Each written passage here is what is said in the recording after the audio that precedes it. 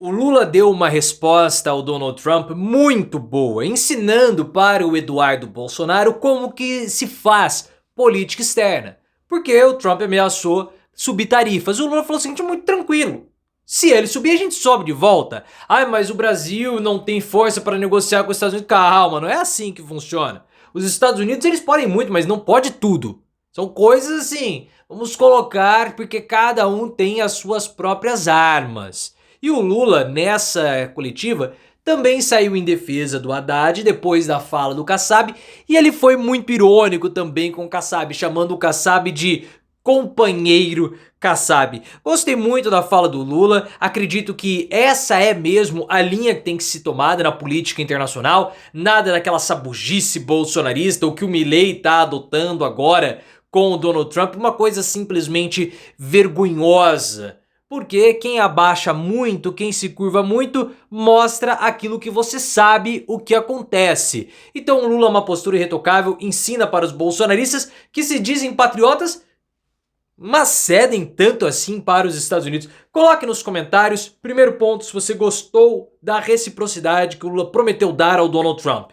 Segundo, a resposta que Lula deu ao Gilberto Kassab também foi uma resposta boa? E qual, na sua opinião, tem que ser a política externa? Essa que o Lula está adotando ou a dos Bolsonaros? Coloca aqui, quero saber a sua opinião. E também coloca por que você acha, coloca o ponto forte e fraco de uma política do Lula e a do Bolsonaro a respeito da política externa, o seu ponto de vista. Se você gostou das respostas do Lula, claro, like no vídeo e se inscreva no canal. O Lula deu essa resposta aqui ao Trump e eu já quero começar mostrando ela para você. Vamos lá.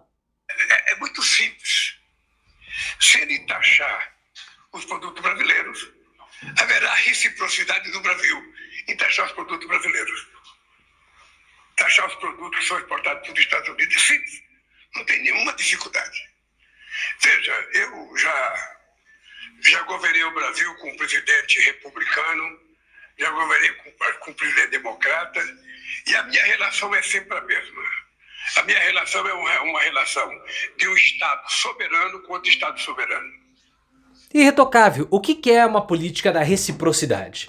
Basicamente é o seguinte, se eles fizerem lá, nós vamos fazer aqui. Claro, guardadas as devidas proporções. Há uma necessidade de visto para brasileiros entrarem, mesmo como turistas, num determinado país. Ótimo! Então nós vamos exigir que essas pessoas desse país também tenham visto para entrar no Brasil. Ponto! O Bolsonaro retirou a necessidade de visto dos americanos para entrar no Brasil. Aí vai facilitar negócios. Vai nada, bobagem. Quem quer vir para o Brasil, vem. Mesmo se tiver visto. Isso mostra que nós não estamos cedendo. Mostra que nós não somos vira-latas, nós não somos terceiro mundo. E o Lula, com essa postura, ele ensina para o Eduardo Bolsonaro como se faz política. Porque o Eduardo Bolsonaro quer falar que ele é patriota, defende interesses brasileiros. Defende mesmo? Ficou especulando que poderia articular sanções junto com o governo americano contra o Brasil para levar a cara do pai e dos outros patriotários. Isso é ser patriota? Claro que não. Então o Lula está mostrando quem é patriota e quem não é, quem defende os interesses do Brasil e quem não defende. O Eduardo Bolsonaro vai querer, num debate, discutir isso com o Lula, vai levar uma paulada que ele nunca levou na vida. E o Lula vai mostrar, olha, com os Estados Unidos vocês foram lá e foram sabujos. O que eu fiz? Eu cobrei reciprocidade. Eu estava defendendo os interesses nacionais. Vocês, claro, só queriam lacrar na internet, viajar para os Estados Unidos, para comer hambúrguer, ir lá para o Havaí com a sua esposa, como que ele passou lá a lua de mel, né? Ele contou toda essa história. Então é isso.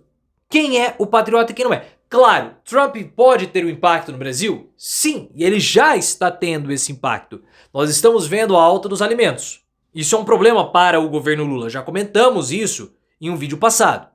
O Trump, para atender às demandas do Vale do Silício, principalmente as demandas energéticas, porque empresas de tecnologia demandam muita energia para processarem os dados, principalmente empresas de inteligência artificial, em até 2050, 2030, 2030, 2050, um quinto da energia do mundo vai para a inteligência artificial. Então o Trump está retirando as leis ambientais para favorecer a exploração energética. Só que isso acaba afetando o clima, afeta o clima, encarece o preço dos alimentos e isso causa inflação.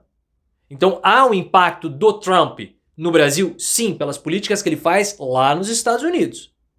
Agora, Trump interferir diretamente, acho pouco provável. Impacto de Trump com relação a tarifas, bloqueios. Se o Trump levantar tarifas nos Estados Unidos, nós buscamos outros compradores, podemos estreitar laços com a China. Então, assim, eu vejo que esse impacto climático é muito mais severo, muito mais sério do que outros impactos. E o Lula, como eu falei, tem a oportunidade de mostrar como se faz diplomacia. Diferentemente do Javier Milei, que quer imitar o Trump fazendo muros, cercas, o escambau e extremamente subserviente, o Lula tá mostrando. É assim que se faz política. Teve o episódio dos deportados. O governo brasileiro adotou cautela. O governo colombiano quis esbravejar. Gustavo Petro é um menino perto do Lula. O que aconteceu? Trump ameaçou, ele teve que recuar. Teve muito site de esquerda falando que o Gustavo Petro, ele conseguiu impor uma derrota no Trump. Não, não foi isso. Não foi isso, ficou feio, teve que recuar. Aí, aquela reunião dos países da América Latina e do Caribe, da América do Sul, da Latina e do Caribe, eles recuaram, não teve a reunião. E o Itamaraty avaliou como certa a postura de Lula e do governo ao adotarem cautela com relação à resposta aos americanos. Então, e a deportação dos brasileiros acuentados, então foi tudo certo. O como foi certo também a resposta do Lula pro Kassab. Porque o Kassab falou que se a campanha de 2026 fosse hoje, Lula perderia. E aí o Lula começou o discurso dele, chamando o Kassab de companheiro Kassab. Tom de ironia? Sim, tom de ironia. E ele falou o seguinte, olha, ainda bem que não é hoje então, né? Porque até 2026 tem muito tempo, tem muita água pra rolar. Então o companheiro Kassab tá muito ansioso.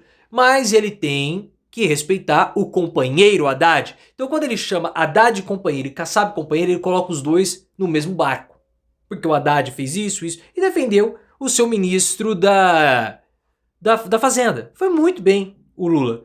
Uma resposta política, irônica, defendendo o Haddad sempre de um modo educado. E esse ataque que o Kassab desferiu ao Lula, assim como o Marcos Pereira, que é vice-presidente da Câmara dos Deputados, presidente do Republicano, dizendo que o Lula, o governo está sem rumo, para os bolsonaristas, segundo Paulo Capelli do Metrópolis, foi visto como um aceno para a reforma ministerial. E eu concordo, eu fiz esse comentário no meu vídeo, que eu comentei essa fala do Kassab. Foi um aceno, por quê? Porque com o término do Arthur Lira, o término do mandato presidencial do Arthur Lira, encerra-se uma fase da Câmara dos Deputados, que vai sofrer muita pressão por conta da Operação Overclean e com a mudança de poder.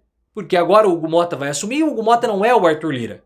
O Flávio Dino está endurecendo o repasse das emendas. Há uma necessidade maior de transparência, tudo, a farra das emendas tende a diminuir e o poder, ou o equilíbrio dos poderes tende a voltar a ser como era.